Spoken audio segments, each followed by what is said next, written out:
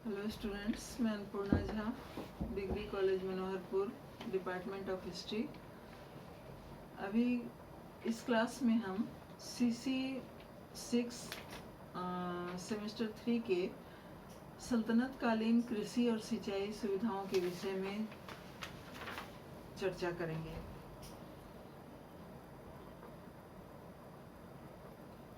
भारत की भौगोलिक स्थिति तथा प्राकृतिक विशेषताओं ने प्राचीन काल से ही उसे एक कृषि प्रधान देश बनने में सहायता की थी। यहाँ के समाज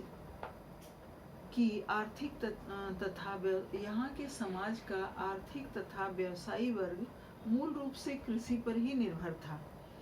मध्यकालीन कृषि व्यवस्था में उत्पादन के तरीके उन्नत नहीं थे। इस काल में कृषि ही समाज के अधिकतर वर्गों की आय का मुख्य स्रोत थी। यद्यपि उपलब्ध साक्ष्यों से ऐसा महसूस होता है कि खेती की उपज बढ़ाने के लिए बहुत अधिक महत्वपूर्ण तकनीकी सुधार नहीं किए गए। इसके बावजूद सिंचाई के क्षेत्र में कुछ सुधार किए गए थे और इसके कुछ साक्ष्य नजर आते हैं, क्योंकि कृषि भूमि को बढ़ाना राज्य की आय को बढ़ाने के लिए अत्यंत आवश्यक था। कटाई बुआई के लिए खेतों में बीजों को छींटा जाता था। इसके लिए कंधों पर रखे कपड़ों के थैले से बीजों को निकाल कर हाथों से ही इधर उधर छिड़क दिया जाता था। भारत में बुआई के काल के संबंध में इतिहासकारों या लेखकों में विवाद है। उस समय फसल की कटाई हंसिया के द्वारा की जाती थी तथा गुहाई का कार्य बैलों के द्वारा किया जाता था, जो खलिहान में जई के ऊपर गोल गोल चक्कर लगाते थे। अनाज को भूसी से अलग करके ओसाई के लिए पवन शक्ति का प्रयोग किया जाता था। सिंचाई के कुछ साधन उपलब्ध थे। खेतों की सिंचाई के लिए जल प्राप्त करने के कुछ मुख्य साधनों में वर्षा एक प्राकृतिक स्रोत था। यह जल तालाबों और गड्ढों में एकत्र होता था, जिसे सिंचाई के कार्यों में प्रयोग किया जाता था। बाढ़ के जल जमाव से बने नदी नालों का भी इसी उद्देश्य से उपयोग किया जाता था। पर सबसे महत्वपूर्ण तथा मानव निर्मित और नियंत्रित साधन कुआं था। विशेष रूप से उत्तर भारत के क्षेत्रों में कुओं का जल अधिक उपयोग में लाया जाता था। ये कुएं अधिकतर पक्की ईंटों या पत्थरों से बने होते थे, जिन्हें ऊंची दीवारों से घेर कर चबूतरा बना दिया जाता था। कच्चे कुओं का भी इस्तेमाल होता था, पर उन्हें पानी निकालने के लिए मजबूत या टिकाऊ नहीं माना जाता था। कुएं से पानी निकालने के लिए 5 प्रकार के साधन या तकनीकों का उस समय प्रचलन था। सबसे आसान तरीका रस्सी और बाल्टी के द्वारा बिना किसी यंत्र की सहायता से हाथों के द्वारा पानी खींचा जाता था। इस विधि से छोटी छोटी बाल्टी के द्वारा पानी निकाला जाता था, जिसके फलस्वरूप बड़े बड़े विस्तृत खेतों को पानी से सींचना संभव नहीं होता था। पर छोटे खेतों में लगी फसलों को इस प्रणाली से सींचा जा सकता था। विशेषकर सब्जियां उगाने में अधिक पानी की आवश्यकता नहीं होती थी। दूसरी विधि चरखी अथवा घिर्री के प्रयोग द्वारा रस्सी बाल्टी की सहायता से हाथों से ही पानी निकालने की व्यवस्था होती थी। इस विधि से चरखी की मदद से अपेक्षाकृत बड़े आकार के थैले या बाल्टियों को रस्सी से बांधा जा सकता था। इसका उपयोग घरेलू कार्यों के लिए भी किया जा सकता था। रस्सी, बाल्टी और चरखी प्रणाली का ही एक उन्नत विधि के अंतर्गत मानव शक्ति के स्थान पर बैलों की जोड़ी का प्रयोग किया जाता था। उस समय से यह सिंचाई के लिए प्रयोग में लाया जाने वाला एक विशेष यंत्र बन गया। उत्तर भारत के कुछ क्षेत्रों में इसका प्रचलन आज भी है, जिसे चरस कहा जाता है। यह एक बहुत बड़ा थैला होता है, जिसके द्वारा एक ही बार ऊपर खींचने से अधिक मात्रा में पानी बाहर खींचा जा सकता है। इसके अलावा बैलों के चलने के मार्ग को ढलावदार बनाया जाता था, जिसकी ढाल कुएं की गहराई के अनुरूप होती थी। इस विधि द्वारा प्राप्त किए गए जल को पीने, बर्तन धोने या कपड़े धोने के लिए इस्तेमाल नहीं किया जाता था, बल्कि इसे पूर्ण रूप से सिंचाई के कार्यों के लिए ही इस्तेमाल किया जाता था। इस प्रकार से चरस एक बहुउद्देशीय साधन नहीं था। कुएं से पानी निकालने की चौथी विधि को अर्ध यांत्रिक विधि कहा जा सकता है। यह विधि लीवर के प्रथम श्रेणी के सिद्धांत पर आधारित थी, जिसमें विशेष रूप से इस कार्य के लिए तैयार की गई लंबवत बल्ली या पेड़ के तने से एक लंबी रस्सी को इस तरह से बांधा जाता था जिससे यह झूलने वाली स्थिति में बनी रहे। रस्सी के एक दूसरे सिरे पर बाल्टी को बांधा जाता था तथा दूसरे सिरे को कुएं के ऊपर लटकती हुई बल्ली के एक सिरे से बांध दिया जाता था। बल्ली के दूसरे सिरे पर एक भारी वस्तु को लटकाया जाता था जो पानी से भरी बाल्टी को बाल्टी से थोड़ा अधिक भारी होता था।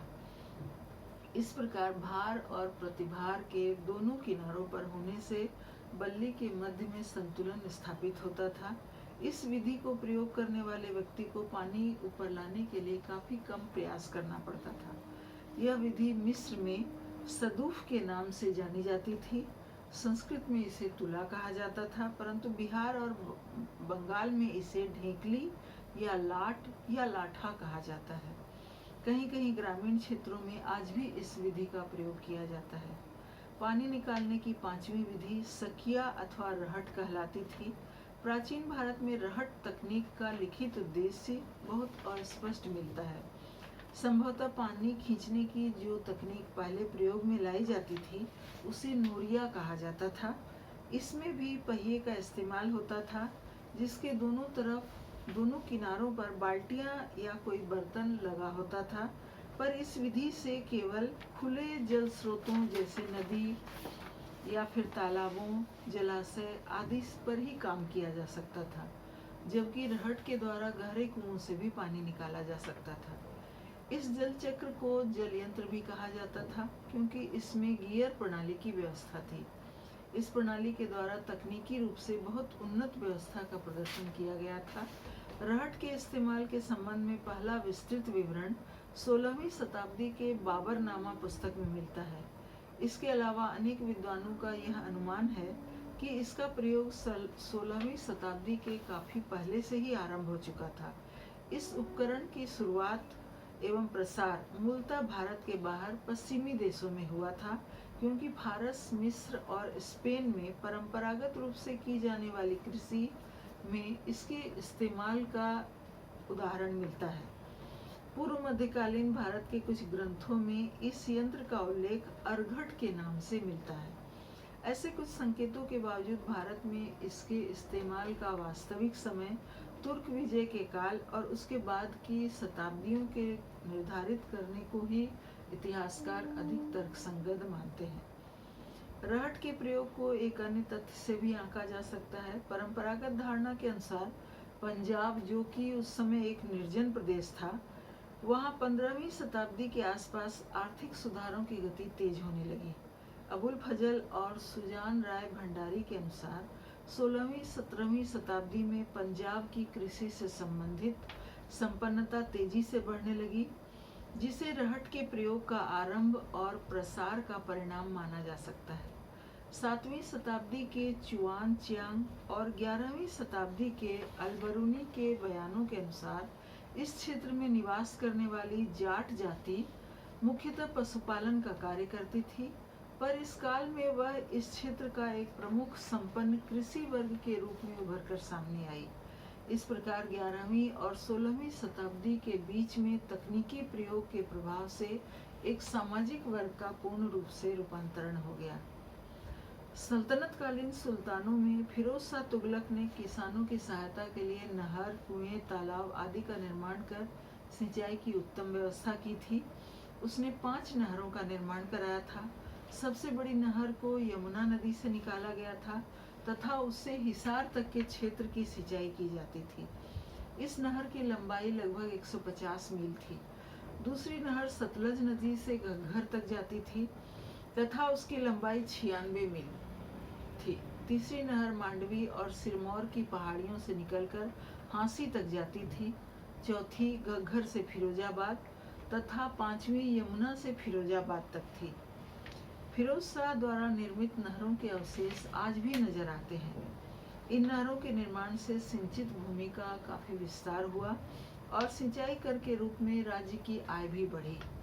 फिरोज ने सिंचाई के लिए 160 कुओं का भी निर्माण किया था। इतिहासकार फरिश्ता के अनुसार फिरोज ने 50 बांध और 30 तालाबों का भी निर्माण कराया था। सिंचाई की व्यवस्था के फलस्वरूप किसानों की आय उत्पादन बढ़ा, जिससे किसानों की आय बढ़ी। अतः यह कहा जा सकता है कि दिल्ली सल्तनत में कृषि से प्राप्त होने वाली राजस्व पर विशेष ध्यान दिया जाता था। इसके बावजूद कृषि की वास्तविक तकनीक के संबंध में अधिक जानकारी प्राप्त नहीं हो सकी है। यह अनुमान लगाया जाता है कि कृषि से संबंधित कार्यों में यंत्रों के इस्तेमाल की अपेक्षा अधिकतर हाथों से ही काम लिया जाता था।